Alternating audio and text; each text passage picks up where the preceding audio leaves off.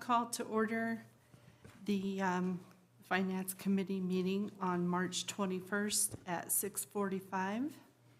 Consideration of claims. Chair would entertain a motion for the approval of the claims. Go ahead. Your Honor, wish to pay $342,562.79 in payables and payroll and liabilities for $206,887.13 for a total of $549,449.92. Do we have a second? Second. Thank you. Are there any amendments or discussion of the claims? I have none, Your Honor. All in favor, say aye. Aye. None opposed. Motion passed. Is there anything additional that the committee needs to review or to discuss? I have no items of note, Your Honor. Thank you. Your Honor, one noteworthy question is, for the past several years, our amount that we pay on solid waste has gone down considerably. It's about $35,000 to $40,000. And normally, when I first was put on the board, it was $75,000 to $85,000. So we're handling less solid waste, which is good. That's all I've got. Kyle, is there anything you attribute that to? The decrease? Kyle, can you attribute that to anything? Yeah. The times are not as fat. And I've argued with them at Solid Waste that during periods of time where the economy is not as good, people don't spend as much and don't throw out as much. They don't have as much packing to deal with. And so the importance of that is that the longevity of landfill is extended, which saves us money in the long run. Because when we put that to bed, that's going to be a big expenditure. But that's the only thing.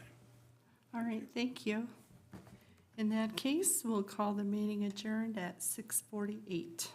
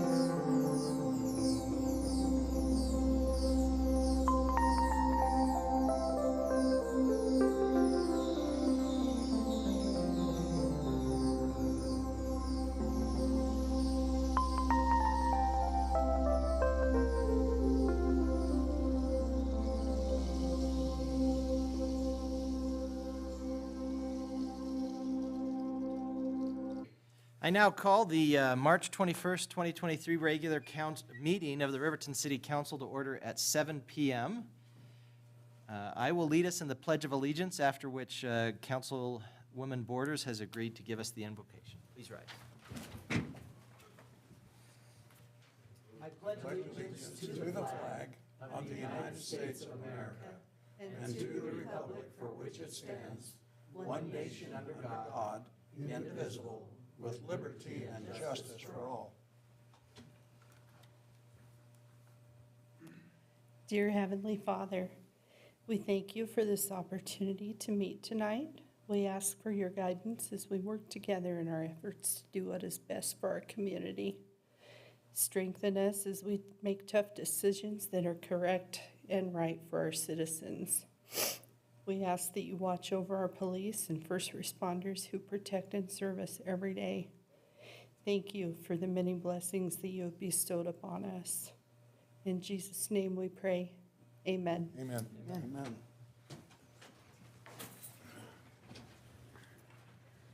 Would the city clerk please conduct roll call? Yes, Your Honor. Councilwoman Carla Borders. Here, Councilman Mike Bailey. Here. Councilman Dean Peranto. Here. Councilman Kyle Larson. Here. Councilman Christy Salisbury. here. Mayor Tim Hancock. I am here. The chair would entertain a motion to excuse Councilwoman Cox from tonight's meeting as she is out of town. So moved. Second. Motion from Councilwoman Salisbury and second from Councilman Peranto. Any discussion? All in favor say aye. Aye. I vote aye. All opposed say nay. Motion passes. I declare a quorum is present. The chair would entertain a motion for the approval of the agenda as it has been presented. So moved. Second. Motion by Councilwoman Borders, second by Councilwoman Salisbury. Any discussion on the motion? All in favor say aye. Aye. I vote aye. All opposed say nay.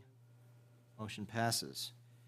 Communication from the floor, citizens' comments. Anyone in the audience that would like to address the council on an item that's scheduled for a public hearing can address the council during that time. Anyone wishing to address the council on another item, you may speak now. I would ask you to come up to the podium and identify yourself here for our listening and viewing and sitting audience. I would ask if you're an individual to try to keep your time to 5 minutes, or if you're a part of a group, have the group keep your time to approximately 10 minutes. Is there anyone who wants to address the council on an item? All right, we'll move on. Appreciate everybody attending tonight. Would the city clerk please read the consent agenda items by title only? Yes, Your Honor. Approval of the minutes, March 7, 2023, regular council meeting. Approval of the minutes, March 7, 2023, executive session. Approval of the minutes, March 21st, 2023, Finance Committee meeting. And approval of the Finance Committee recommendations for March 21st, 2023. Are there any items requiring further discussion? Your Honor, Yes. the Finance Committee met earlier this evening and voted unanimously to pay consideration of claims in the amount of $342,562.79. Payroll and liabilities for 3/10/23 in the amount of $206,887.13, for a total of $549,449.92. Thank you. The chair would entertain a motion to approve the consent agenda as presented. So moved. Got a motion by Councilman Bailey. Would we say that's a second by Councilman Larson? Is that okay? Yes, that's correct. Thank you. Any discussion on the motion? Your Honor? Yes, sir. Need to abstain from any warrants paid to traveling computers in Wyonet. Thank you, sir. And Your Honor, I'll abstain from any Bailey Enterprises line items. Thank you. All in favor, say aye. Aye. I vote aye. Any opposed, say nay. Motion passes. All right, consideration of ordinance number 23002, third and final reading, plat and annexation, Jack Edition. Community Development Director's report, please. Yes, Your Honor, Council. Again, on the third reading, the petitioner Jack Miller is requesting plat and annexation of the Jack Addition. The proposed parcels are already adjacent to current city limits. It is located on the corner of South Railroad Avenue and West Monroe Avenue. It is proposed to annex into the city with 2 lots, both zoned light industrial. Utility reviews were sent to all utilities with no exceptions. The Planning Commission recommended approval on February 9th, 2023. City Council approved on first reading February 21st, 2023, and on second reading March 7th of 2023. Recommendation at this time is that the City Council would approve the Jack Addition, ordinance number 23-002 on third reading. Thank you, sir. Would the city clerk please read ordinance number 23002 by title only? Yes, Your Honor. Proposed ordinance number 23-002 on third and final reading. An ordinance annexing the Jack Addition, Fremont County, Wyoming, not previously annexed to the city of Riverton, designating the zoning classification of the parcel and amending zoning map to reflect the same, and repealing all ordinances or parts of ordinances in conflict therewith and providing for an effective date. The chair would entertain a motion to adopt ordinance 23002 on third and final reading. So moved. Second. Councilman Larson with the motion, second by Councilman Bailey. Discussion. Okay, would the city clerk please conduct a roll call vote? Yes, Your Honor. Councilman Carla Borders. Aye. Councilman Mike Bailey. Aye. Councilman Dean Peranto. Aye. Councilman Kyle Larson. Aye. Councilwoman Christy Salisbury. Aye. Mayor Tim Hancock. I vote aye. Motion passes. Thank you.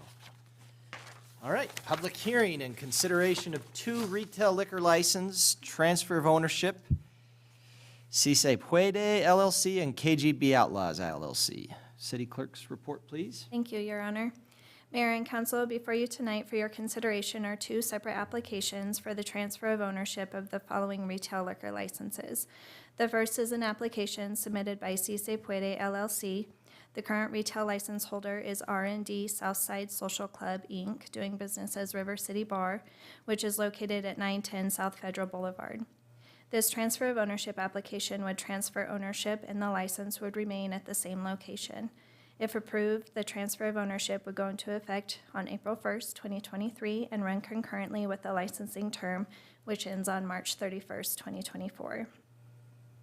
The second is an application submitted by KGB Outlaws LLC. The current retail license holder is Sky, Inc., doing business as Hilltop Liquor, which is located at 840 West Main Street. This transfer of ownership application would transfer ownership, and the license would again remain at the same location. If approved, the transfer of ownership would go into effect on April 1st, 2023, and run concurrently with the licensing term, which ends on March 31st, 2024. In the audience tonight are representatives from both entities, should you have any questions about the transfer applications. City staff and the Wyoming Liquor Division have certified both applications as complete. The proper fees have been paid and proper notice to the public has been advertised. Therefore, staff recommends approval of the 2 retail liquor license transfer of ownership applications as presented. Thank you, Mrs. Watson. The chair would entertain a motion to open the public hearing. So moved. Second. I have a motion from Councilman Peranto, second by Councilman Bailey. All in favor, say aye. Aye. Any opposed, say nay. Motion passes. I vote aye. I now declare the public hearing open. The hearing will be conducted in accordance with the state statutes and other applicable laws. I would ask those individuals wishing to address the council to approach the podium and, as indicated before, identify yourself for the record. Is there anyone in the audience who would like to speak? Mr. Kellner. Good evening, everyone. David Kellner, Home Source Realty. Since you guys have been moving along so quickly, I'll try not to slow things down, just say a couple words. Just want to let you know, was the listing agent for the sellers on the River City Bar property. Been a long and stressful journey for Mike and Robin to get to this point, and this is kind of the last step of the process so they can not only transfer the license but sell their business. So they've been looking for quite a while for not just a buyer but the correct buyer, and the Byer's in attendance tonight if you have any questions for him, but he's been very diligent in doing everything proper, making sure he has all the paperwork so that it's a smooth transfer. Just hoping that you guys can pass this one to get a new business owner moving forward, taking over so Mike and Robin can retire and move on with their lives. Appreciate your time, guys. Thank you, Mr. Kellner. Yes, sir. Good evening. My name is Rafael Delgadillo, and I'm the owner of PUEDE LLC. I have experience in the bar nightclub business, both as running them and shutting them down. As a younger man, I ran a nightclub in the San Francisco Bay Area. It wasn't a real good fit for me at that time, so I went back to the university and got my education. I spent the last 30 years in policing. I was with the Oakland Police Department and Alameda County Sheriffs. I spent an additional 8 years in the jail. During my time as Oakland police officer, I had to deal with problem bars. I also had to make the owners aware of the new environment that we were in, responsible ownership. And that was something that we enforced to limit the problems that we have. So I want you to have confidence that I'm someone who understands that business, but also understands the implications that go along with it. And we'll do everything we can to make it an asset for the city. Thank you. Thank you, Mr. Delgadillo. Anyone else in the audience who would like to speak? Your Honor, seeing no one else, I move we close the public hearing. Second. All right, we have a motion from Councilman Paranto, second by Councilman Bailey. All in favor, say aye. Aye. All opposed, say nay. I vote aye. Motion passes. I declare the public hearing to be closed. The chair would entertain a motion to approve the retail liquor license transfer of ownership to PUEDE LLC. So moved. Second. Motion by Councilman Larson, second by Councilwoman Borders. Any other discussion? All in favor, say aye. Aye. I vote aye. Any opposed, say nay. Motion passes. Okay, Chair would entertain a motion to, see, I guess the public hearing was in regards to both, so we're good there. Just wanted to make sure that we're doing everything right. Thank you. Chair would entertain a motion to approve retail liquor license transfer of ownership to KGB Outlaws LLC. So moved. Second. Motion by Councilwoman Borders, second by Councilman Bailey. Any discussion on that transfer? All in favor, say aye. Aye. Any opposed, say nay. I vote aye. Motion passes. All right, moving along. Public hearing and consideration of ordinance number 23004, first reading, excavation.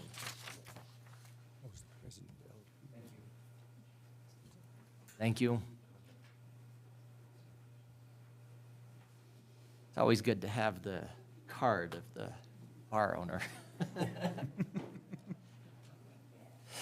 Okay, Community Development Director's report, please. Thank you, Your Honor, Counsel. Current code has provision for authorities to be notified of closures or work within the right-of-way, but does not state who is responsible for this act.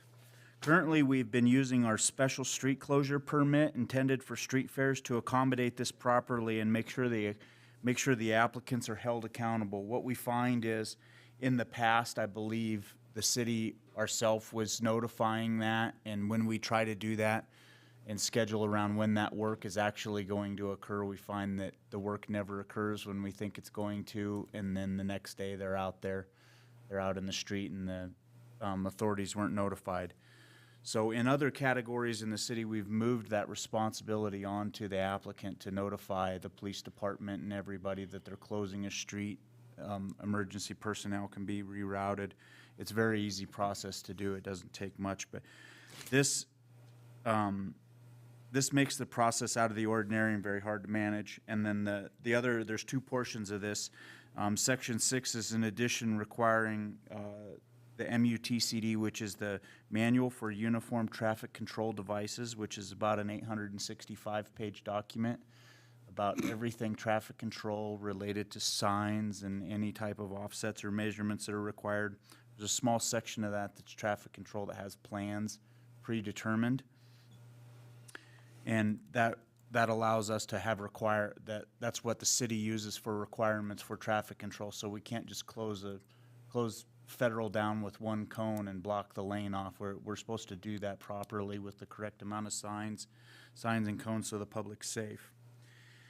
So for the first section, if we add some language to the existing section, we get the result of accountability to the permittee.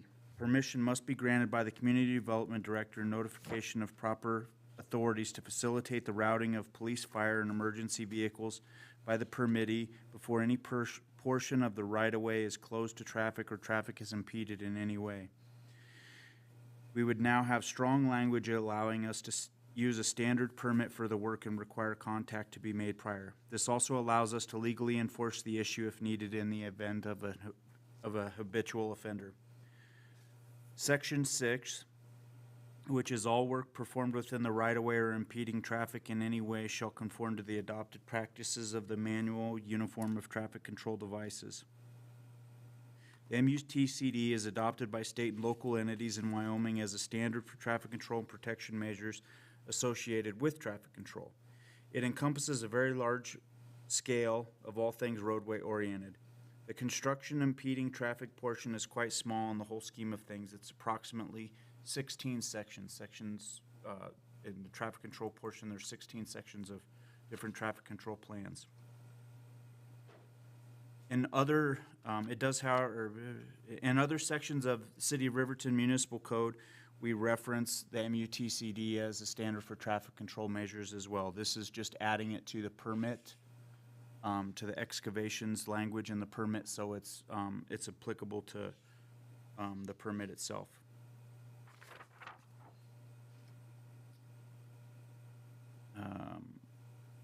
In considering ordinance 23-004, the city may explore the following alternative options.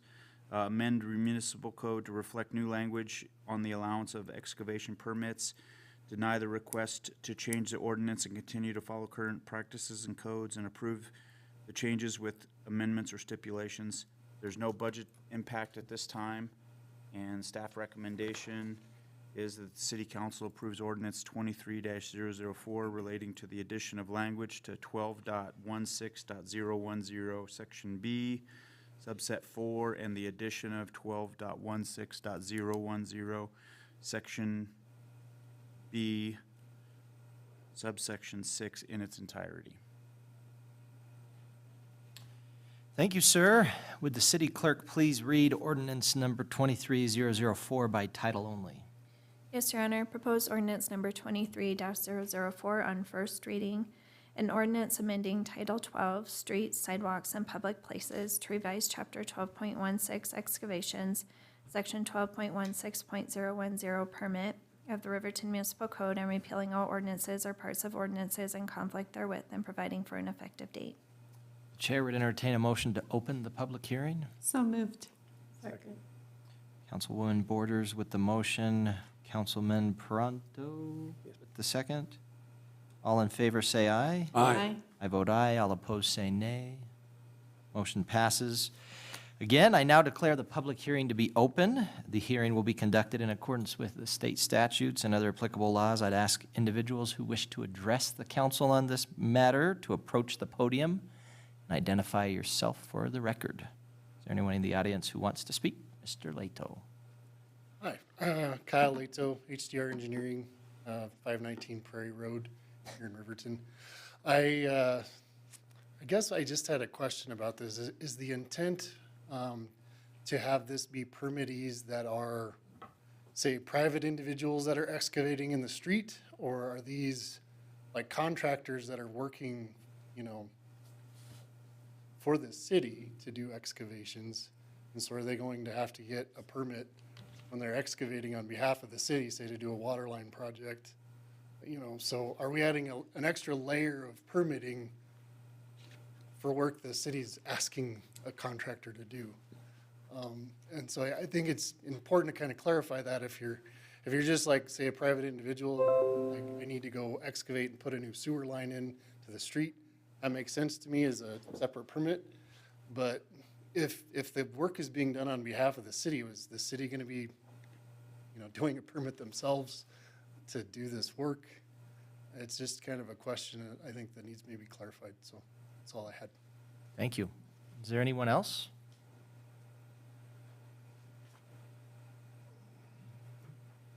Anybody else? All right. Mr. Miller had a comment, I think.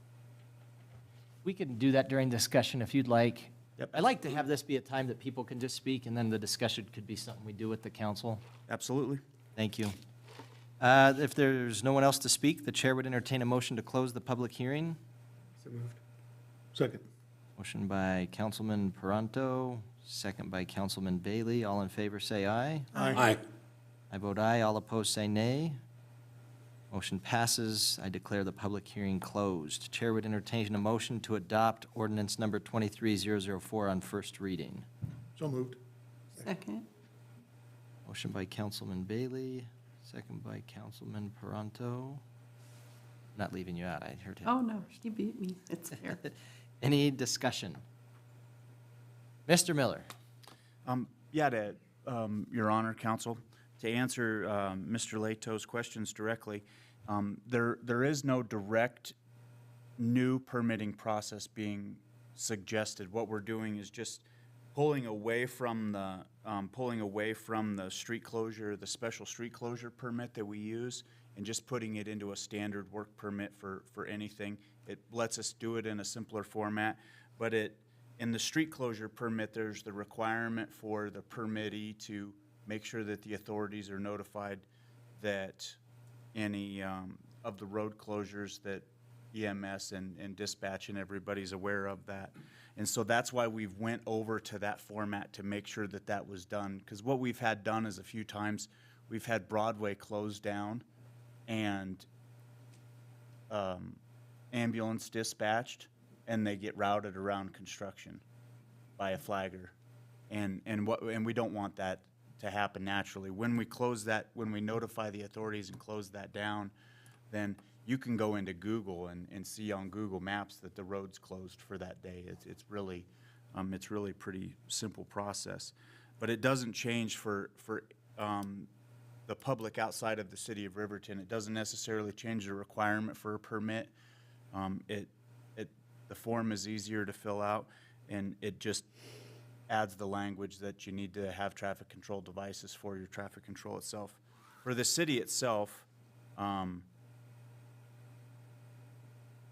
we should be pulling a permit. We don't pay ourselves for our own permit, but we should be pulling a permit to do our work.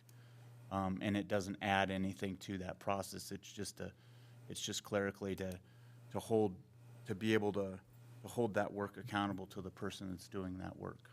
So if we had a contractor and they're fixing a road, which we like them to do Absolutely. early and often, then we're going to go through that process to ensure people are notified. Is that what you're saying? I want to make sure. The contractor's going to be doing that because they're going to be the one with boots on the ground closing the road down, knowing when the road's going to get closed down, so they're going to be the ones that makes that contact. So then we would be asking them, notify, and I guess that's the other question I have is when we say, I'm all about language, and so when we use the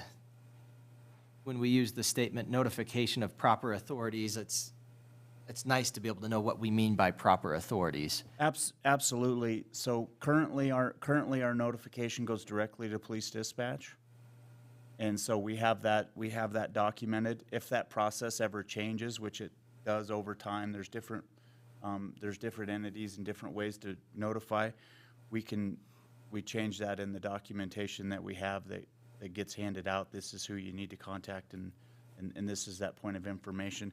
If we put that direct point of information in ordinance, we're held directly to it. When the phone number changes, we've got to write a new ordinance to change the phone number type of act. So that's the intent of that language. Understand the very, very topical question, though. Well, and I wonder if it would make sense if we say notification of proper authorities as indicated in the permit application or something like that, just so it's clear who we're contacting, just as a thought. Just saying proper authorities to me is a little vague. I try to avoid vagueness. I don't disagree with the language question, for sure. The other thing that I was going to ask about is, the first time I read this and it had MUTCD, I was like, what is the MUTCD? And Rats. okay. Big rats. Who's in charge of the rats in City Hall? Don't ask that. Somebody could answer that in a really mean way. I think maintenance, that might be me. Yeah. I was gonna say mayor. I don't remember reading that. I guess I would say, generally speaking, when we've had different times that we indicate different uniform code or whatever that we're going to be subject to, we'll say this publication by this year and then any ensuing updates or that sort of thing. This MUTCD, how often are we updating it? Are we putting people in charge of getting a new 800-page manual to be able to make sure they're complying with it, or tell me about that? The state and city, or the state adopts the MUTCD in similar language. It doesn't adopt it version over. It does not adopt it version over version that I'm aware of. Like, if I'm wrong, I'm 100% wrong on that, but I haven't been able to find where the state adopts it. It's just a guideline. It's a guideline that's used, a manual that exists, and a guideline that's used for those. I don't know it to change. So the state has adopted it on a periodic basis? I don't know as though that it's adopted on a periodic basis. I believe it's adopted in form. Okay. The only reason I ask that is, I mean, just having in there indicating what the MUTCD is, rather than, again, having vagueness in the ordinance, I think it would make sense to say the manual on uniform traffic control devices. I can't believe I pulled that out. Yeah. Putting that in there, I think, would be helpful, and just whatever the publication year is that we're indicating that we're going to use, I think would be helpful. I mean, that's all stuff that the council can decide and vote on if we want to do those two amendments, but that's just. I can look at that, Your Honor. One question that I would have with it is, in other portions of Riverton Municipal Code, MUTCD is listed as MUTCD as well. And so if one were to reference publication, I would probably need to go back and reference publication and version on those as well, which I'm not against. It's if council so sees that that's the proper way, and I'm not disagreeing in any way with that, I could certainly do that. Just my thoughts. Any other discussion? I'm not trying to hog it.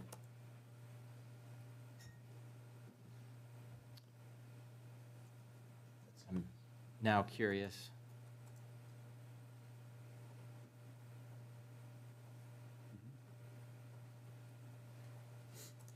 I was just doing a quick search through our code to see if we had made reference to it before and what it means, just because it's not a problem to use the language. It's just making sure that when people read it, they can read it and understand it. So. You'd hate to go through the wrong 800-page document and find out it's not the right version. Yeah. That's what I'm thinking of. I read enough 800-page documents, I don't want to read the wrong one. They're not fun to read every time. Any other discussion? Yes. The most current version is 2009, so it doesn't seem like it changes very often. Yeah, and it was published first 1935. So in the last 88 years, Pretty safe. pretty safe. All right. Well, I've talked about that a lot. Does anybody else want to talk about it? Any other discussion? Thank you for looking at All right. All in favor of adopting ordinance number 23004 as presented on first reading, say aye. Aye. All opposed, say nay. I vote aye. Motion passes. All right. Bid award, Davis Lane Reconstruction, Public Work Director's Report. Public Works Director's Report. Don't want to leave Thank you, minutes. Your Honor. Council, before you tonight's a bid award request for the Davis Lane Reconstruction Project. This project goes back to 2016 when design at the request of the Force Committee, the Fix Our Road Citizen Committee. Gannett and Davis Lane, they wanted to seek engineering services, and HDR was hired in April of 2017 to perform that analysis. Since that time, Gannett Drive's been reconstructed, and Davis Lane is now on the burner to be done. There's some issues with the underground water that was present in both locations, and also some failing water infrastructure underground, which needs to be replaced, which this project will do. It also adds a cul-de-sac at the bottom of the hill, which will allow for emergency vehicles and larger equipment to make a turn out of that subdivision. Engineering estimates were sought before it went to bid. Our engineering estimate, it's very fluid right now, and with the construction, it came in at 1.6 some odd million. Our bids came in at 1.861 million. Project, I went through it after the Force Committee, and during the Force Committee, their recommendation was to proceed if I verified that the quantities for concrete and everything were accurate. Some of the plans I reviewed early on still showed a sidewalk at the bottom of Davis Lane around the cul-de-sac, which just weren't removed. The quantities are right for a little bit of repair that will be done on sidewalk and some of the ADA improvements in that area. The bulk of the increase is everything underground, the pipes, the fittings, the valves. That's where a majority of our increase is. We recommend that you award the bid in the amount of $1.861672 to 71 Construction as the one and only bidder. We also have an alternative to award the bid, but delete the boring under West Main Street to connect the 14-inch line to the new 8-inch water line. We'd save $151,000 out of the project right now, but eventually we could tie a 6-inch line to a new 8-inch line for a while. But eventually that bore would have to be done, and we're going to end up having to spend that money anyway at whatever the rate is at that time. So our recommendation is to go with the full project, get the bore done and out of the way, and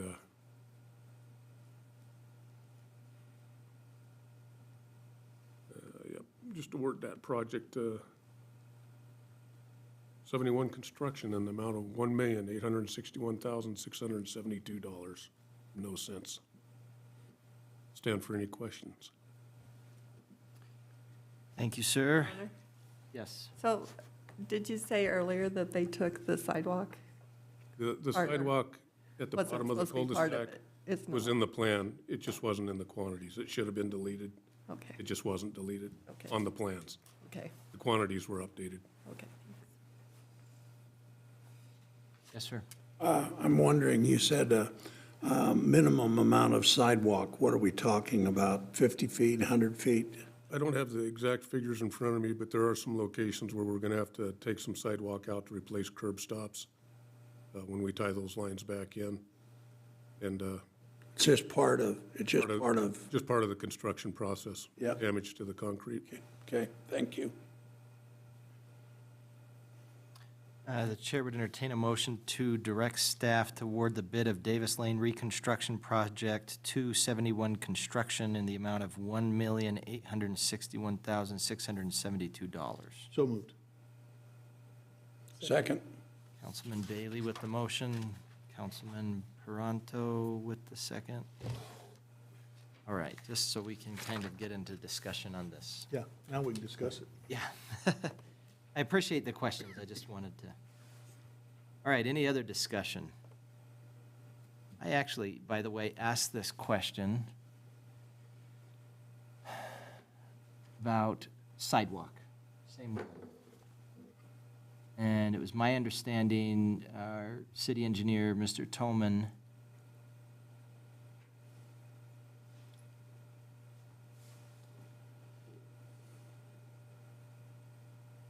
trying to find where you discussed how much, I think 782, I don't think it was 782 feet of sidewalk.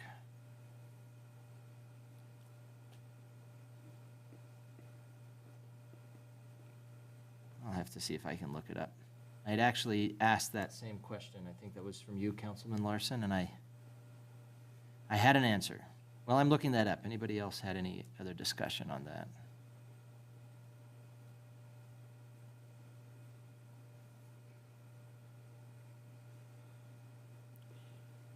Your Honor. Yes, sir. Davis Lane has had I moved here in 1985, and that was the coolest place to go to feed ducks with my kids. But Davis Lane has had a water problem as long as Davis Lane has existed. Whether the water came from the highway and a poor drainage system on the federal highway, state highway, or whether it comes across from the subdivision. I don't know if that's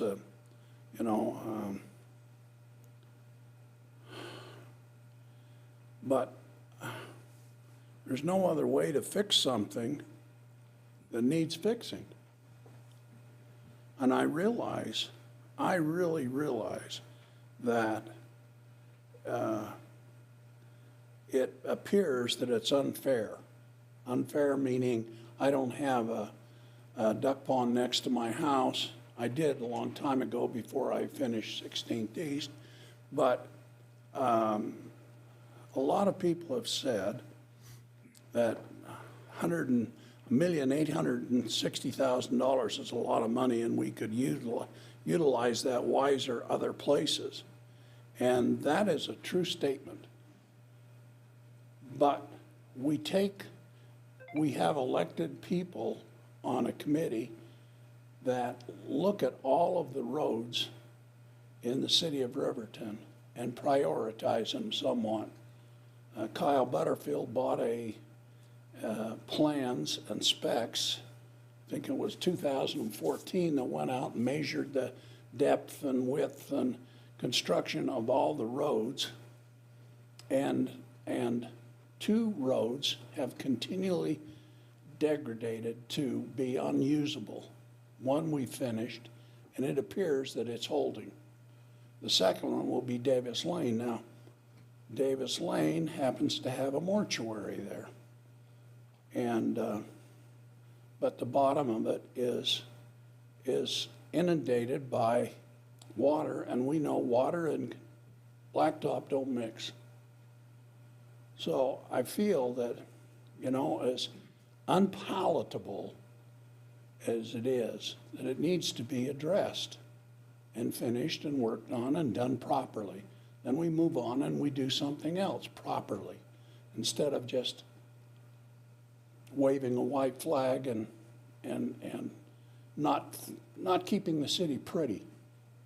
And systematically, if we do that, the roads that we have and the potholes that we have will eventually be fixed. But if we don't do it systematically with a single eye towards excellence, then we just got a bunch of all nations roads. And we abandoned the all nations, and we are going to address those. But I don't want Davis Lanes to be that type of road. Yes, it's a private business, but there's a lot of traffic that goes to that because of Davis Home there. And we need to present that as best we can. Thank you. Your Honor. Yes, sir. And again, I've been attending the Forest Committee meetings for a long, long time, and I think Mr. Ingleson said they started in 2016. That's probably about right. So they've been working on that for 6 years, and I have to commend the Forest Committee, both past and present members, and it's an extremely frugal and careful group that really puts a lot of pride in what they're doing and being very responsible with the 1 cent money that we get to use to fix these roads. Like Mr. Larson said, we had a pavement study done, we've done different surveys, we take public input, all of that, and they use that data to prioritize the project should be worked on, you know, highest to lowest priority, and they always try to mix those projects up for different parts of town so that we're trying to address multiple areas of town that need to be fixed. And so, again, Davis Lane has come up very high on those ratings, and so they started the process with Gannett of getting the engineering work done and all that kind of stuff. So Mr. Larson's comments about, you know, it's never the street maybe that all of us want to fix, but we have to work on them one piece at a time. And if we had an unlimited budget, we could fix a lot more streets, but we don't. We have a certain amount of money and we have to allocate it, and that group does an extremely good job about being very frugal with the public's money, in my opinion. They also have on the agenda for this coming year about $1 million in just pavement preservation projects, which I would sure assume, and it was heavily discussed at the Forest Committee meeting this last week, about the pothole situation in Riverton with this cold and very wet winter we've had and all the potholes that are popping up all over. And so, you know, I know they will be dedicating a huge amount of effort to addressing that and trying to get those taken care of in the best manner that we can. But again, that's going to allocate a lot of that money toward that, which will take money away from the next project that might need to be done. And the list goes on, and I encourage the public to attend those meetings or give their input to the committee members so that if they have a street that they feel is in need, that it gets brought to their attention. And so, thank you. Any other discussion? Well, this is an expensive undergoing, and we've already had a lot of expense up until now, right? Correct. In terms of how many times have we had this engineered? Mr. Lato's here tonight. He could speak to that more accurately than I can, but I know that we've looked at underwater drainage problems, surface water drainage problems, and trying to come up with the appropriate approach to get the water off the roadways and out of their houses down at the bottom. They've changed locations since I've been here, probably 2 or 3 different locations, different times. So this is finally the best. We finally got some buy-in, I shouldn't say finally got it. We finally asked for an easement across the property at the bottom of the hill, Hutchison's property. They eagerly granted it. We'll be running the discharge from the stormwater out that direction, getting it off the roads. As Mr. Larson pointed out, water's horrible on pavement. And just trying to get rid of that water now. Is that a verb, engineered? Is that something that we say? Okay. Wanted to make sure. Right. Well, and I know ever since I first got on the council, this has been a discussion. I guess what disappoints me is just the amount. That's if we had done it 6 years ago, I think they were balking at the idea of it being even $1 million 6 years ago, 1.2 or something like that, so. I guess, and from my perspective, I've had a lot of citizens that have reached out to me with concerns about areas in front of their residence, right? That they don't have a storm water system. And so we have water that's gathering there. I think for some places, it's that I've even driven by, I look at it and I'm like, this creates a risk of flooding in their residence, and it's not in a situation like Davis Lane. Your Honor, Davis Lane has people that live there that when the water runs down the street, it runs over the curb into their house and garages. Okay, so I mean, I guess one of the challenges living downhill from the highway, but the highway drainage actually runs out and runs down that street, the drainage off of Main Street, so. And I know one of the areas we've talked about has been, for example, Liberty Drive. Has the Force Committee come up with a recommendation for when that would need to be done? I know it's on the list. Nobody's had anything definitive as far as timelines. And I guess you can't complain about having nothing definitive on that, considering Davis Lane took 6 years before we really got anything done on it, but. And that one's been on the list for several years too, so.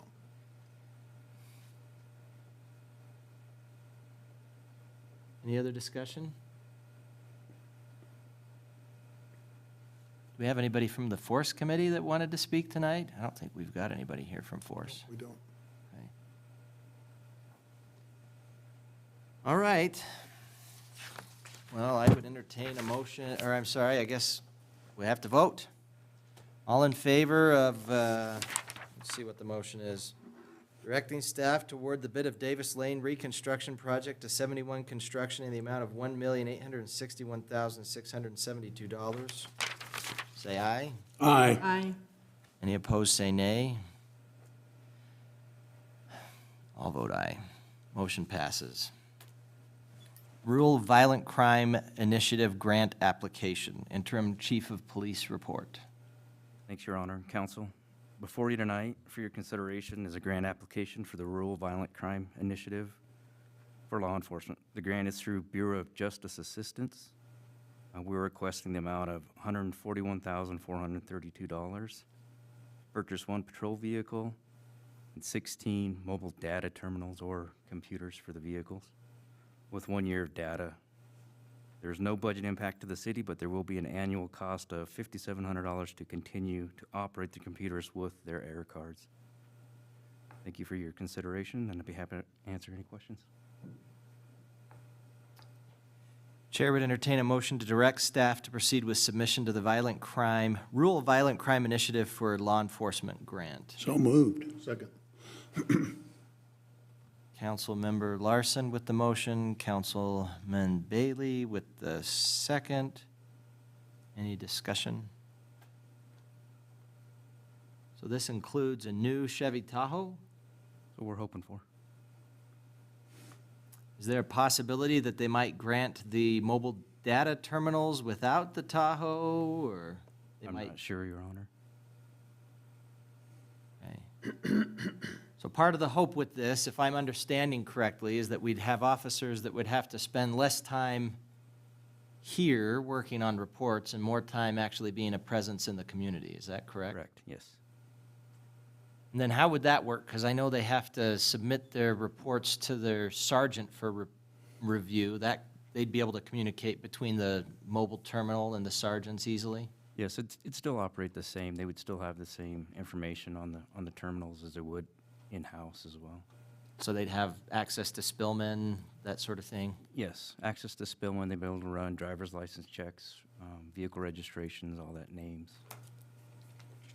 Spillman is the database that our police officers use that's shared with Sheriff's Department, Lander PD, and it's got to be like a program from before I was born, right? That's an old database. It's quite a bit, yes.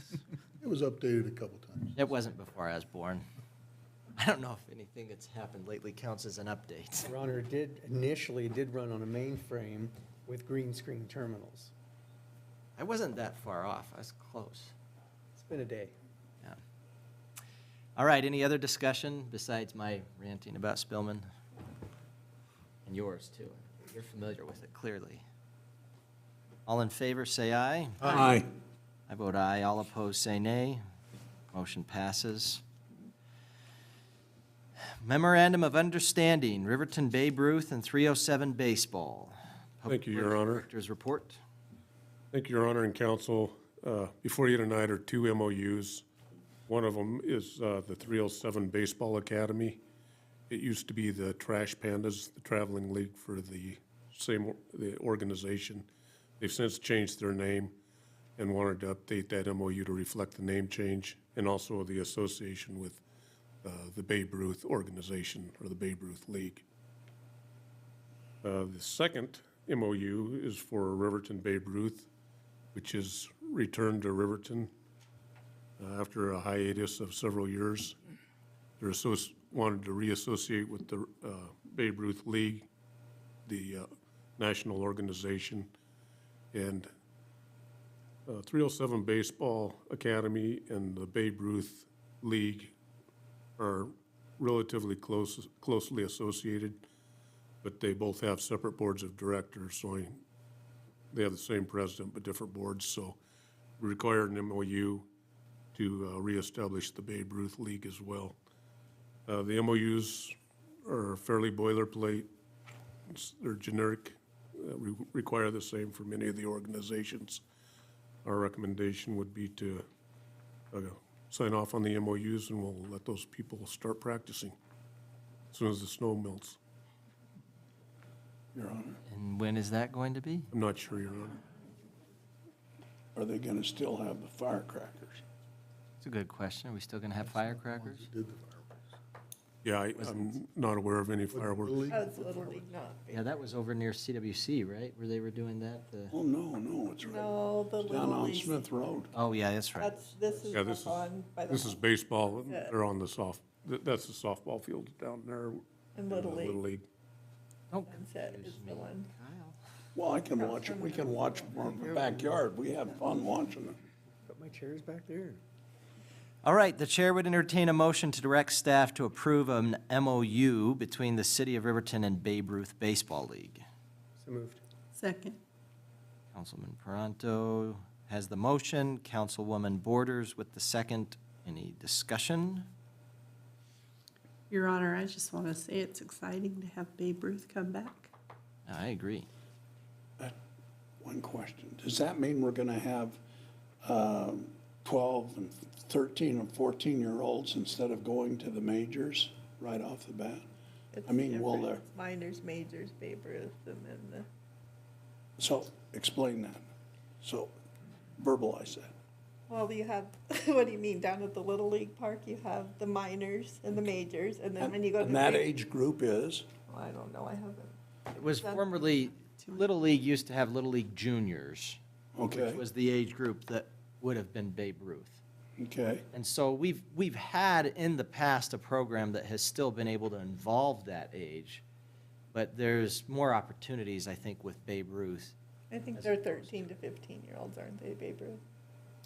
I think it's They've been before, 13. the 15. I'm glad you're here. Well, I mean, it just is more people involvement, more opportunity to come to Riverton, more opportunity to buy Mike's Gas and buy computers and popcorn, et cetera. You know, I freely admit it. Oh, I think it's excellent. 13 to 15-year-olds. Yeah. Councilman Paranto always is very quick on the, is that how you got 1983 for, No, actually, you knew that just off the top? I was here then. No, I see. That makes sense. Yes, so that would be, and I will say, I think they're wanting to have 2 teams, I think is right now the goal. I just looked at their Facebook page. They were saying they wanted more people. So they're still, I think, looking for people and looking for interest. So if you have a young person in your family between the age of 13 and 15 who is interested in Babe Ruth baseball, please go sign up. That's the end of that plug. Okay. Any other discussion? All right, all in favor, say aye. Aye. I vote aye. All opposed, say nay. Motion passes. Chair would entertain a motion to direct staff to approve an MOU between the City of Riverton and 307 Baseball Academy. So moved. Second. Councilwoman Borders with the motion, Councilman Larson with the second. Any other discussion on that?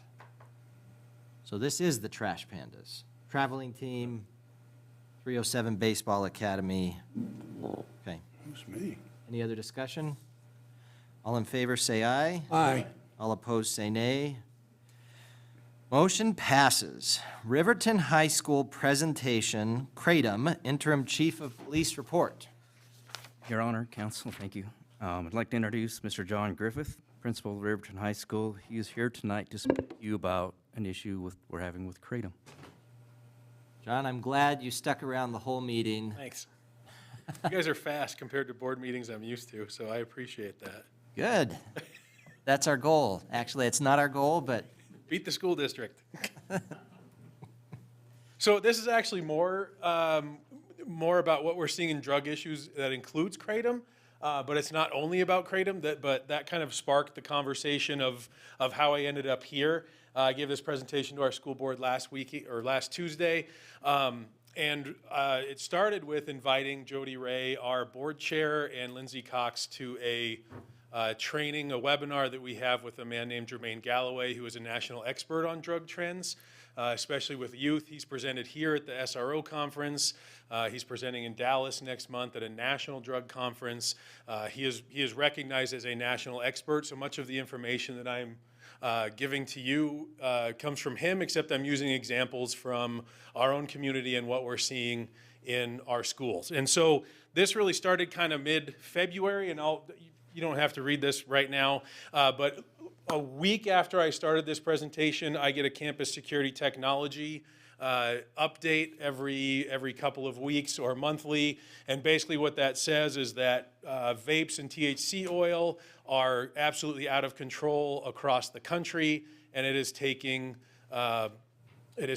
huge amounts of resources away from students and schools and putting them towards safety and protecting kids from these issues. So it's not only an us thing, it's an everywhere thing, and I can kind of talk about what we're seeing in the state of Wyoming as well as our county, but it really is happening everywhere.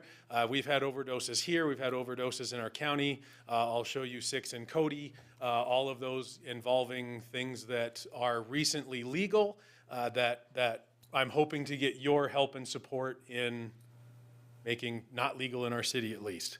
And so drug offenses, this is what we have in terms of Riverton High School. So we had 12 in 2021-22. As of February 14th, we had 32. So since I created that on the middle of February, we've had 7 more. So we're actually at 39. So I would also tell you that 12 is really high.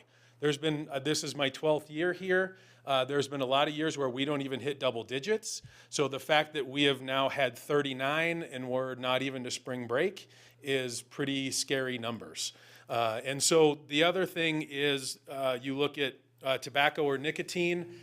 We had 82 last year before Juul came out. You know, there's a $1 billion lawsuit preventing Juul from manufacturing and promoting to youth. We were at 17 tobacco violations in 1 year. The next year when Juul came out, we went into the 90s. So we've spent over $24,000 in vape sensors in our bathrooms, and I would say that going from 82 to 29 is a pretty good indication that is being effective. And so middle school, same thing. They probably spent about, I don't know, probably 14 to 18,000 in vape sensors in their bathrooms. And so it's really like when that campus security says it's a huge issue all over the place, that's $24,000 that doesn't go to any of our kids. It goes to help, well, it goes to their safety, which is hugely important, but, you know, hopefully things that we don't have to deal with, you know, continuously. And so one of the big issues we have is with Delta 8 THC. This came out of the 2018 Farm Bill, which legalized a lot of hemp-made products. Typical marijuana that you think of is Delta 9. That's your traditional marijuana leaf. And out of those 39 that we've had, one of them is traditional marijuana. So the other 38 have been some sort of vape or oil or something like that. It's basically the same. Delta 8 is kind of the same thing, except as Delta 9, your traditional THC, except it's far less potent, and that's basically in theory. The problem is that no one regulates it. So and that's part of that Farm Bill. No FDA regulates any of Delta 8 products. Only Delta 9 products are regulated. So in the state of Wyoming, that's legal for anyone to purchase them over the age of 21. And again, because it's not regulated, we have no idea what actually is what's in those products, which is causing a lot of the overdoses. Another interesting fact is that the Delta 8 is illegal in all of those states, only 14 of them so far. And if you notice those states, a lot of them have legalized Delta 9 traditional marijuana because they can regulate it and they know exactly what's going in it. So Delta 8, nobody has a clue what's going in it. And as we get through this, you'll see our kids are adding more to it, which increases the likelihood of them severely hurting themselves. So these are some from our community. These are actually ones here on the left that we have confiscated at Riverton High School. This is a dab pen, and you can't really see that, but there is a THC triangle right there. So that is a Colorado, came from Montana, came from a legal marijuana state. This little snail right here is a Delta 8, and you can see they look almost identical. This is illegal in Wyoming. This is totally legal in Wyoming. So that snail, even though it's labeled as Delta 8, which should not have more than 0.3% THC in it, is popping hot on any NIC kit that we have. Everything that we have that we're seeing Delta 8 is testing just as positive as Delta 9. So we don't know. It's not 0.3. I know that.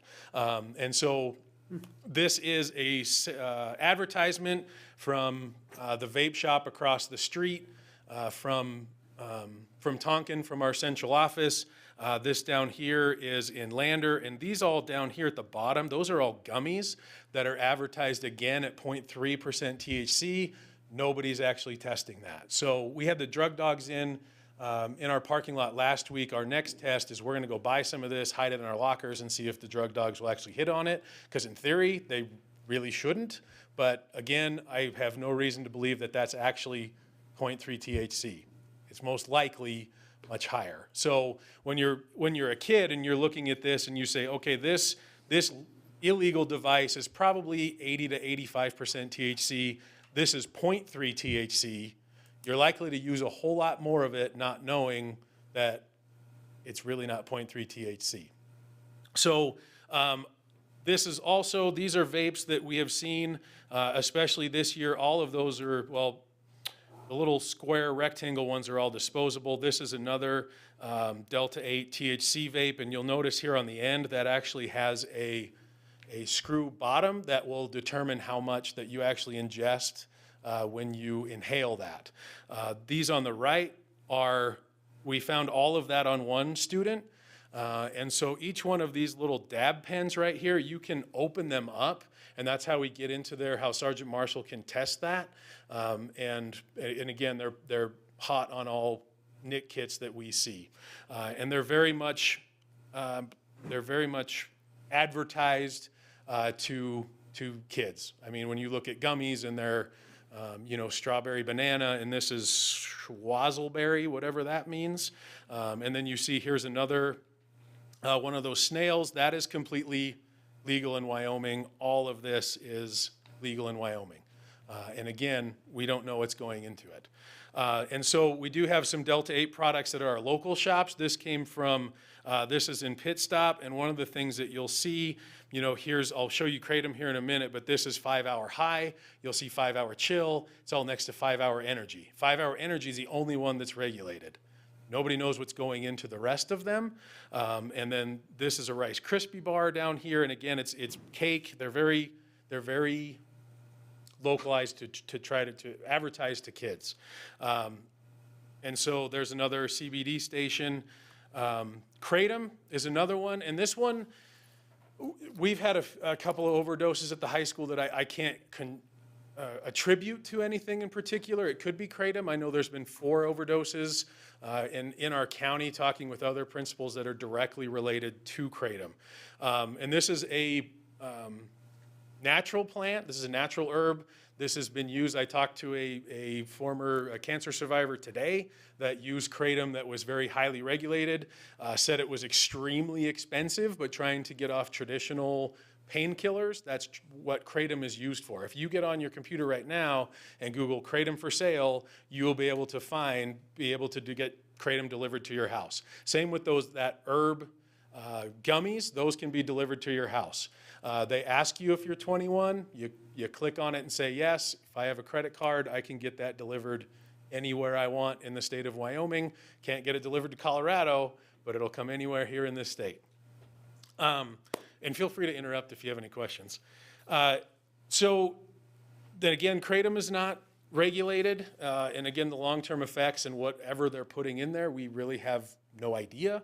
And then again, overdoses have occurred in our county as well as our state. And so this is KRATOM at Maverick, and you'll see down here is the 5-hour chill.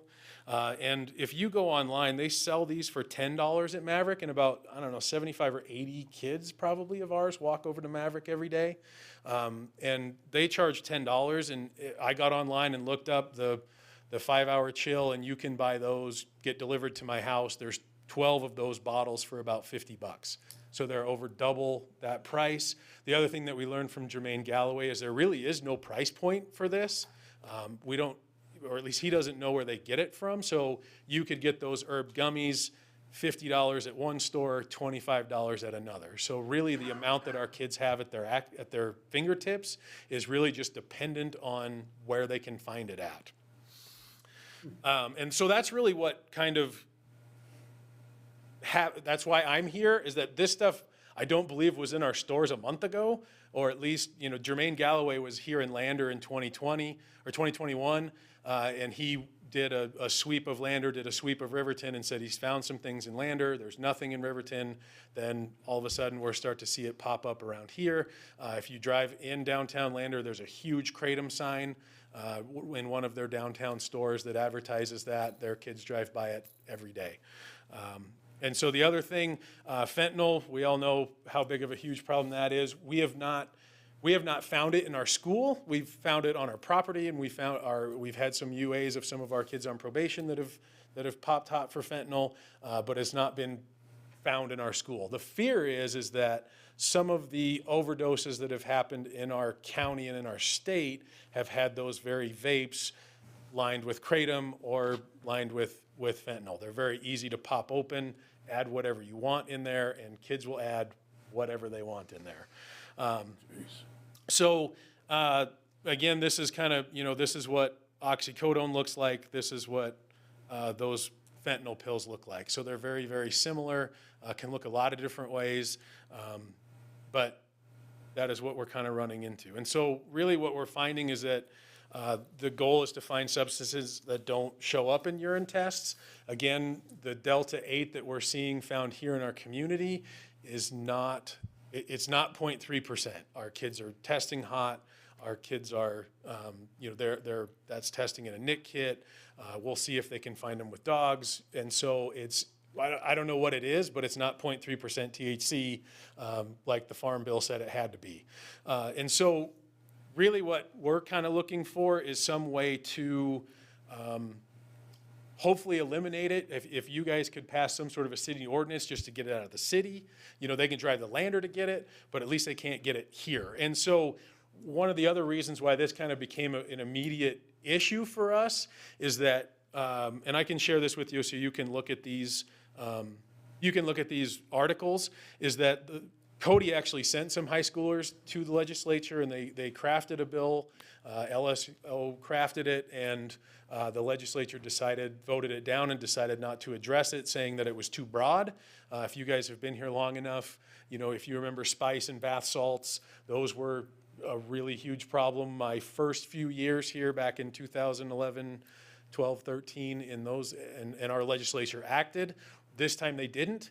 And I'm not really sure how that happened. I was 99% sure they were going to pass that bill, but they did not. And so we're kind of stuck with the situation we're in now until at least 2024, until the legislature can hopefully act and make that illegal across the state. So we're hoping that we can do something in terms of a city council to address that, so it's not such of a big fight and such a danger for our kids. Mayor, Go ahead. do you have language for that? For this bill, For what you would want in an ordinance here in Riverton? yeah, this bill that went before the state would be what we would look for. Do we have a copy of that? I can send this to you, yes. Yeah, I can send this presentation to you and those links to the bills. Thank you. That would be good, then we can look it over and make changes and bring it up at Yeah. a meeting or so to do something about it. John, how are you treating that at school if it's not an illegal product? Obviously, you don't want kids having vape pens, but how are you? So our policy is any hallucinogenic or mind-altering substance, which is kind of how this bill is written. And so that's school policy, but like I said, and we haven't had, to my knowledge, we haven't found KRATOM on anyone. But that's not true for our county. So there has been 4 kids at least in our county that have overdosed on KRATOM and some other substance they've mixed it with. But yeah, so for us, we can act, and every Delta 8 product that we found is tested hot for Delta 9, which makes it illegal through the state of Wyoming. Okay, thank you.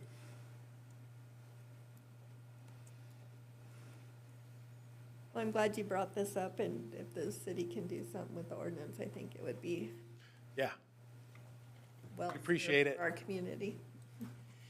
And it looks like the bill was specifically not trying to say that these things couldn't be sold to anyone, but just trying to restrict it from CBD products being sold to individuals under the age of 21. And I believe KRATOM, there is no age limit currently. It says kratom is a plant, Yeah. is an evergreen tree-like plant referred to like coffee. Pot's a plant too. Hemp's a plant, too. Yeah, I Opium poppies. Yep. Oh, if we all get a copy of that, then we can look at it and see Yep. what. I can send this to Kyle and he can read that and Yeah, that'd be the good. whole thing. Other questions? Thank you. It's one more. Mr. valuable. Go ahead. I guess the challenge becomes, it's challenging to restrict something that's legal. You know, and I know as a retailer, we are extremely careful that we don't sell to people under 21.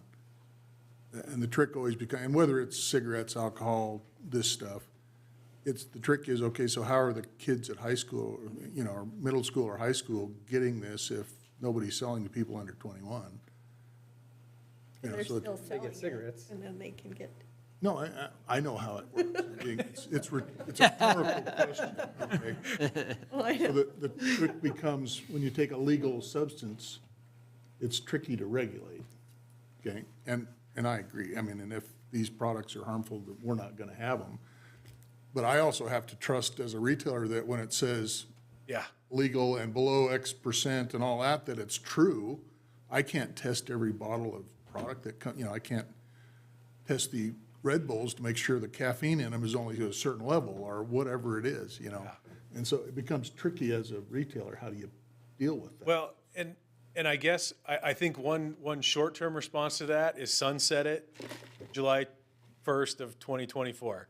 And if the legislature doesn't act, then at least we have, Yeah. you know, something that, It's like if you took every substance that wasn't good for us out of Walmart, it'd be a great big empty store. and that was a point Or- of our legislator. Yeah, that was their point too, is you can't, You gonna start regulating Twinkies because, you know, if you eat too many, you get fat and, you know, I mean, where do you stop? Like, yeah. Well, I think when it comes to kids overdosing and different things, if you know it's not regulated, then I But guess. it's illegal for them to buy them right now. Right? Ronnie? Yeah, it is. Do states like Colorado control the Delta 8 because they're actually making money on Delta 9, so they don't want you to use a Delta 8 product to get the same effect? Is that kind of the? Probably. I mean, I'm sure that plays some role into it. It just, you know, the least amount of regulation that they can get away with, I'm sure they will. And so if they are currently regulating Delta 9, there would be no reason to regulate Delta 8 if you're looking for the same effects. So they just banned Delta 8? Yeah. Interesting. Did you have anything else you were going to say about that, Councilwoman Salisbury? Well, when you know it's a problem, if there's a way to protect our kids a little bit, and our community is already known for a lot of drugs and alcohol abuse and different things, so like I said, if we could look it over and see if there's something, so, I mean, people may not even be aware that it's not regulated when they're, I mean, even kids. And they And maybe they don't care, but maybe they're with other people and they're like, oh, if it's sold here, it's like getting a Twin Bing at the gas station. I mean, yeah, it's not good for me, but it's not as bad for me as Kratom. high levels of stuff that's not regulated, And- so.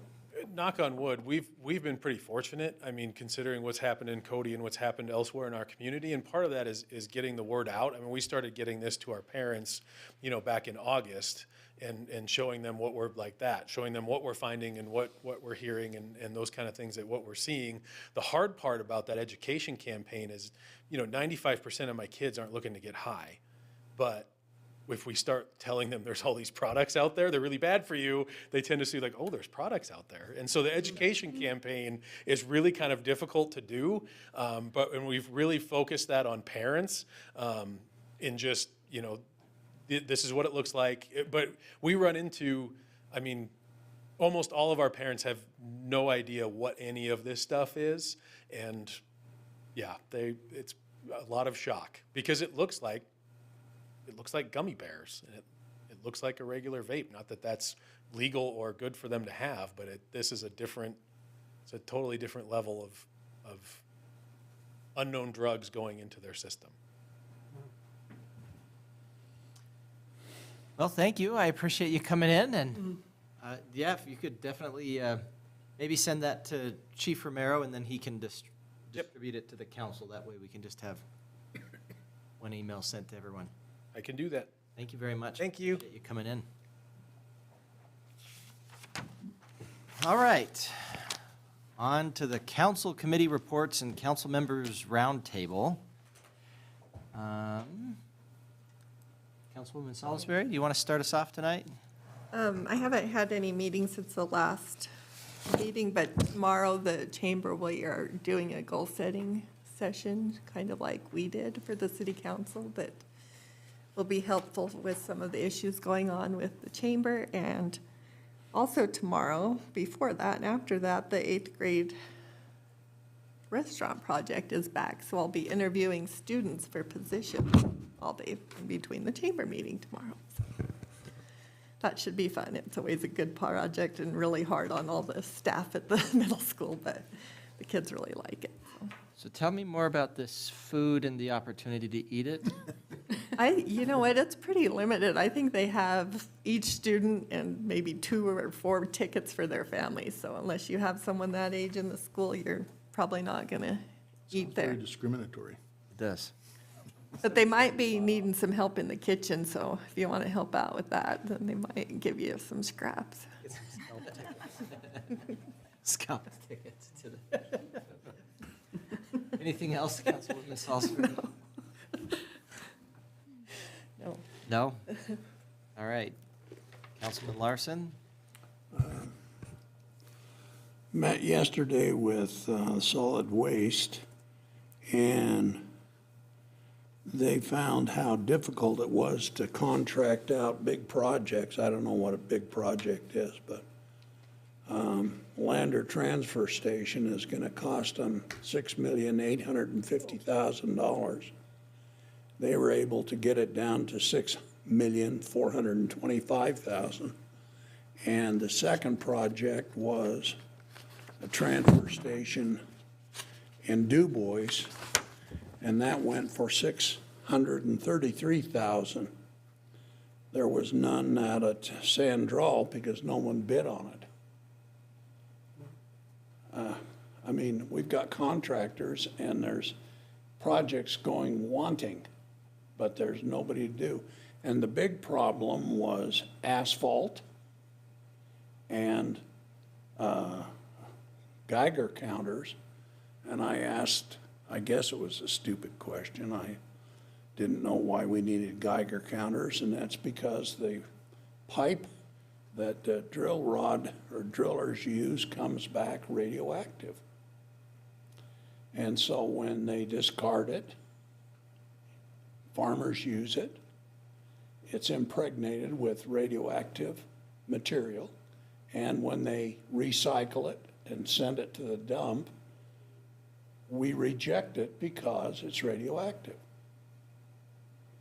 Anyway, so there's a lot of projects going on in Fremont County that are going without because there's nobody there to do them. Anyway, so that's all I have, Your Honor.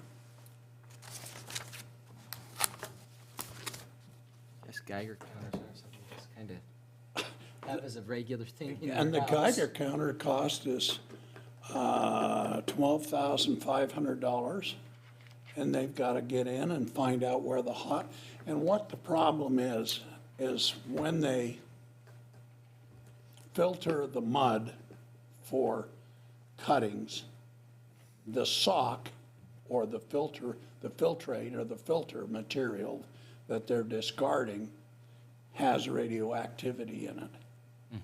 And so if you take that and throw it in with a bunch of other garbage, then that sends off an alarm. And we don't want any radioactive material in a dump, because then you've got somebody's gonna say, oh, it's in there, and you gotta reclaim it, and oh my goodness, what an expense. Thank you. Yeah. Councilman Pronto? Who knew? Your Honor, I attended the airport board meeting last Friday on the 17th of March. A few highlights. It was actually, we had a nice crowd show up, and had several items of note. One of them is the capital improvement plan was adopted. And the thing about the capital improvement plan is that's used to help secure state and federal funding, so it's a requirement. The spring flying is on the increase, and of course, we're working on trying to increase capacity to more than one aircraft. The new TSA equipment and the redesign of the terminal is scheduled for the 19th and 20th of April, and that's a new scanner. And the public that's flying on the 20th, you'll need to account for some additional time to get through TSA, because they will be doing everything by hand, since they won't have the scanning equipment online. So that'll be on the 20th. Also, on the 9th of September, that's Labor Day weekend, we're going to do the fly-in, and that's, we're working on, working with the military to try to get some aircraft into Riverton. We'll have the hot rods and other cars, and we're working on switching that, kind of going back and forth with Lander. So Lander traditionally has had that fly-in, and we're going to kind of work with them on doing that too. We also had someone come to the meeting who has been renting his Teslas through the Turo app, and he was asking if he could have some space at the airport to put in 2 EV chargers, so that they could either leave cars there for people to rent, or for the public to leave their vehicles there. So we may see that coming before this body. The next meeting will be on the 21st of April, and it'll be at the terminal in the restaurant there, and we'll get a tour of the new TSA infrastructure post-implementation. And that's all I have, Your Honor. What time will that be?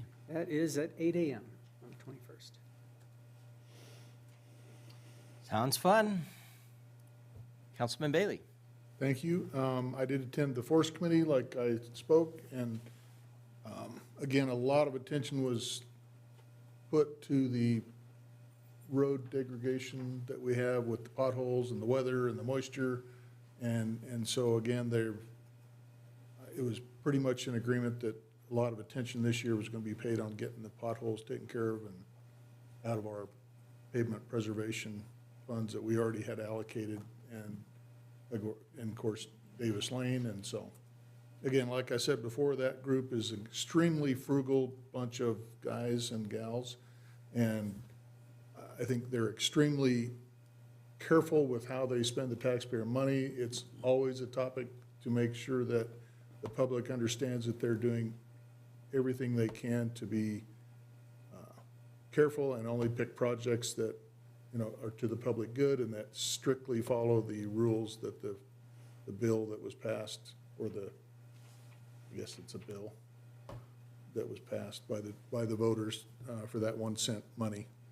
And again, we try to partner up with the city on water and sewer, you know, the water and sewer funds to help when so that we don't fix a street and then go dig it up and put a water and sewer line a year later or something. So again, they're trying to be very careful with the money. So that's all I had done since our last meeting. Thank you. Councilwoman Borders. Your Honor, I've been busy with meetings today. Before the Finance Committee, I met with PAWS, and they're busy planning fundraisers. The first one that's coming up is this next Tuesday on the 28th. They have a gentleman coming in, it's called Jordan's Way, and apparently they put people in pens, and they have to call their friends and try to get donations, and so it's a Facebook Live event, so just go to the PAWS page and you can get more information on that. I also want to mention today's National Ag Day.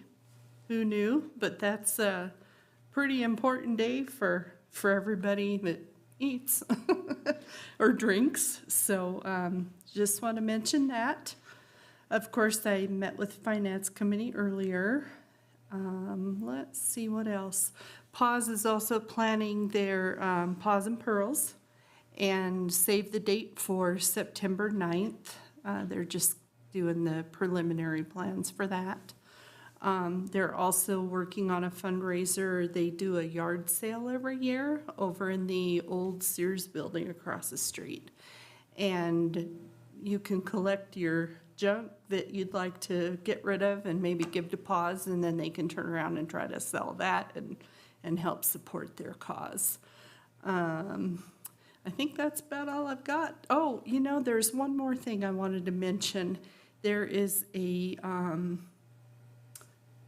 rodeo chili dinner March 24th. It's to benefit the Jeffrey Strock and Aaron Guffey Rodeo that's in June. It's going to be at the Elks Lodge from 5 to 7 this Friday. Green and red chili, served with your choice of fry bread or for tortillas for $7. So that's one plug I wanted to get in there. Other than that, that's all I've got. Okay. Paws and Pearls and the Fly-In, both on the 9th of September. Interesting. All right. Well, we don't have our good city administrator here today. In case people are wondering why he's not here, he's doing well, healthy and everything. He might not be when he gets back because his wife's birthday, I think, was yesterday, and he was not here for it. He was in D.C., so we'll see how his health stays once he gets back. But Mr. Butterfield is in Washington, D.C., working with, what's the name of the airport group? But it's Coalition. Airport Coalition. That's the word I was looking for in terms of speaking to the importance and need of airports, especially in our neck of the woods. But he's also got a position as the let's see, what is he, the president of the Wyoming Airport Coalition? That's a recent position that he has. I'm sorry I keep looking at me. I could look at you. You have the answer too. Mia has all the answers. So anyway, we appreciate his hard work in that regard, and we certainly miss having him here, but I have been told in his absence that our good finance director, Mia Harris, has a city administrator's / finance director's report. Thank you, Your Honor. I did want to mention that last week I attended the Wyoming Community Gas Joint Powers Board March Forum. One item of discussion is the natural gas selection period. There are 44 cities and towns in the state of Wyoming that are eligible to participate in the Choice Gas program. 24 member cities and towns are serving on the Joint Powers Board. So the natural gas choice gas selection period runs this year from Thursday, April 6th through Wednesday, April 26th. It's a 3-week window. There is no pre-selection period as there has been in the past. If you are eligible for choice gas selection, you will receive a packet in the mail this year. Wyoming Community Gas gives monies back to its member communities based on the number of customers that choose them as their commodity natural gas supplier. While I was at the meeting, the city of Riverton was presented with a check for $12,797 as a thank you to our citizens for participating in the program.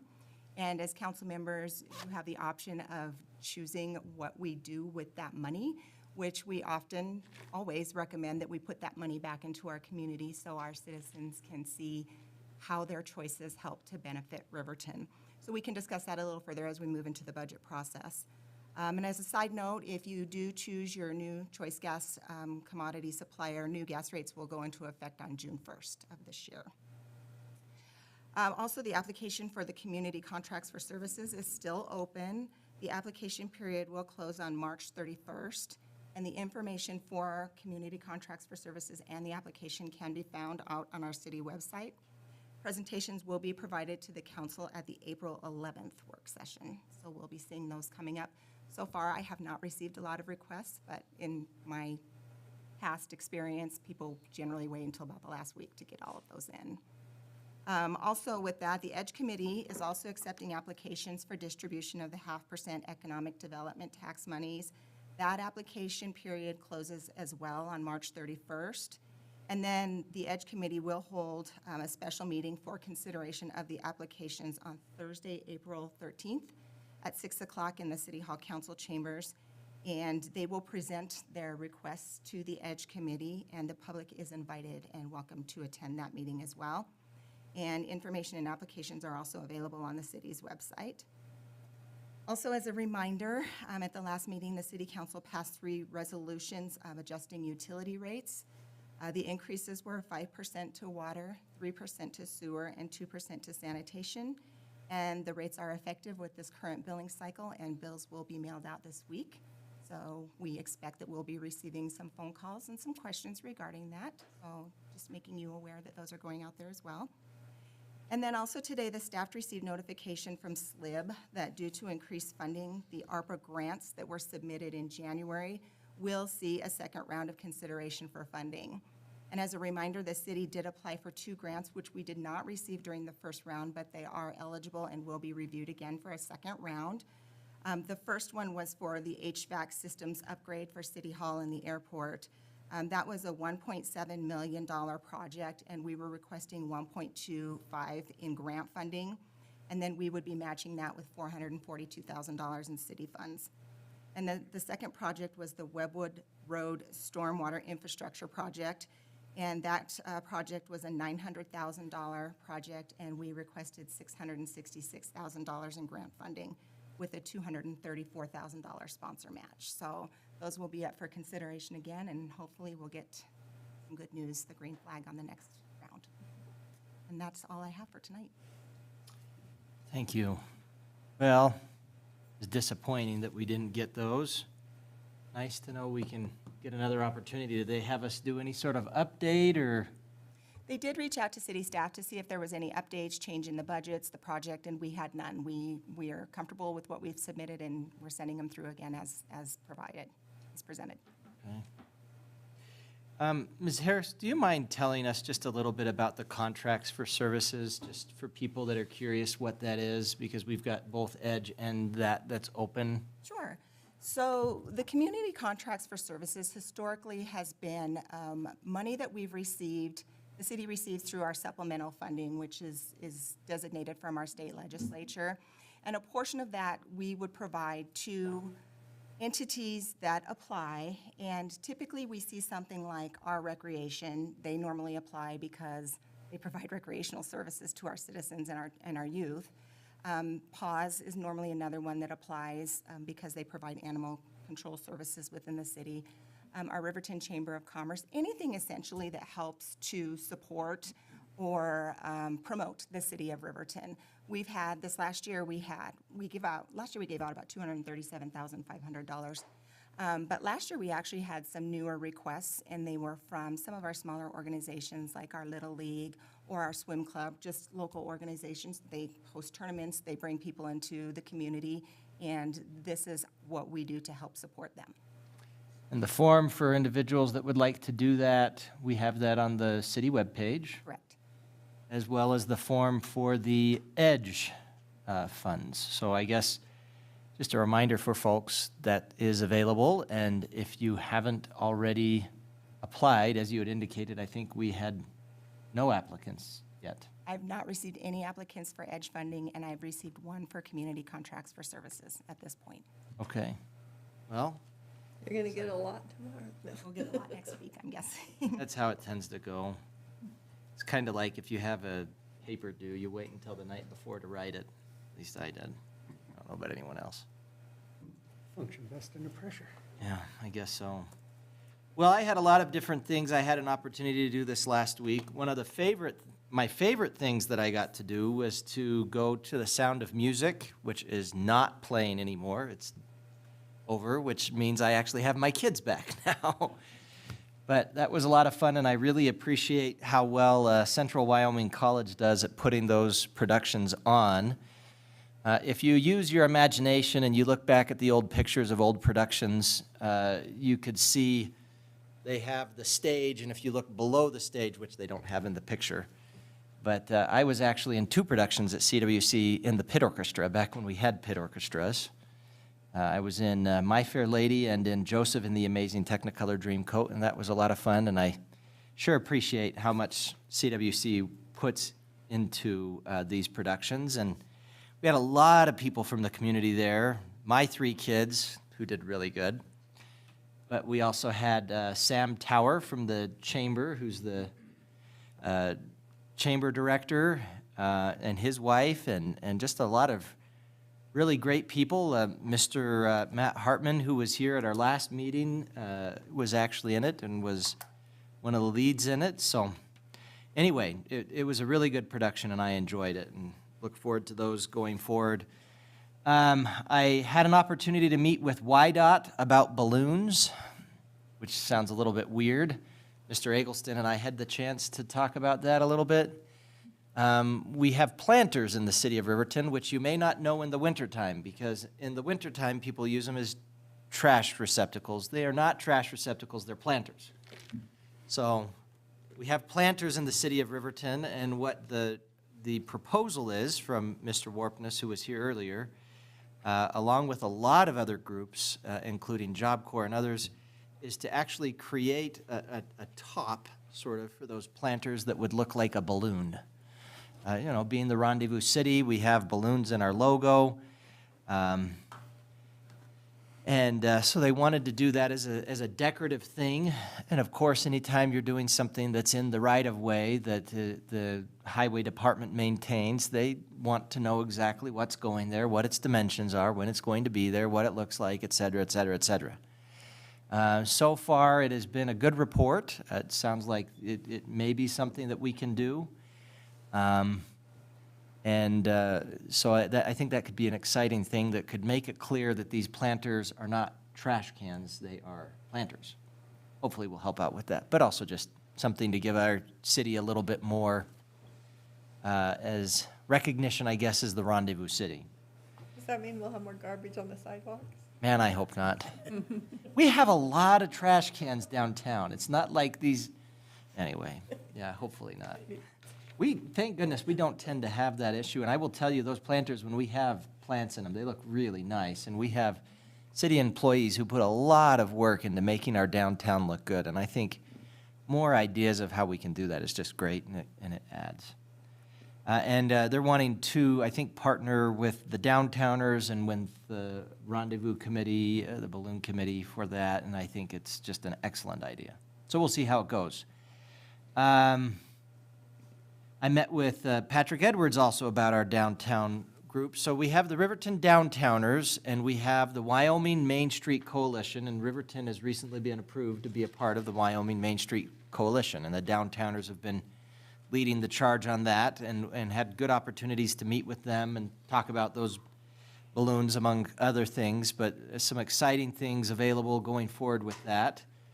I had a very good opportunity to jump into warmer water on a cold day last weekend for the jackalope jump. Last weekend, is that when it was? Yeah. My wife and I were able to do that. It was a lot of fun. Mia was there. I didn't convince her to jump. She's smart. Kyle Butterfield was there. It was the first time he had been there, and I didn't convince him to jump either. I did throw out a soft proposal that we could maybe try to do for next year. They raised $8,000 for the Special Olympics, for Riverton Special Olympics of Wyoming. And so I was proposing to Kyle, and he hasn't said he likes this idea, but I was proposing that we have a specific amount that if our team can donate, that we have the city administrator and maybe the senior staff jump next year. I mean, we could set it to be a really high amount, and I bet it could work out really well. $100? No, that's got to be more than that. I did it for $100 that I donated, so that it's got to be more than that. It'd be $100 to get out of it. Yeah, maybe. That's an idea. There you go. Maybe if they donate that amount, they don't have to do it. I don't know, something to keep in mind. I say this because Kyle's not here and he can't say anything about it, but he seemed to think it was an excellent idea. I'm joking, he didn't say that. Anyway, so I got to participate in the jackalope jump. I'm really excited about our Special Olympics participants, and I'm really proud of how much our community steps up and takes the leap. I don't know what we could say. I don't know. When it comes to donating things, takes the plunge. There you go. Takes the plunge when it comes to donating things to really worthy causes in the city, and I appreciated that. So that was a lot of fun. Other than that, I think that was about all that I participated in. We don't have an executive session tonight, so I would entertain a motion to adjourn the regular council meeting. So moved. Second. Councilwoman Salisbury with the motion, Councilwoman Borders with the second. All in favor, say aye. Aye. Any opposed, say nay. Nobody's going to oppose. I vote aye. Motion passes. This meeting stands adjourned at 8:42 p.m.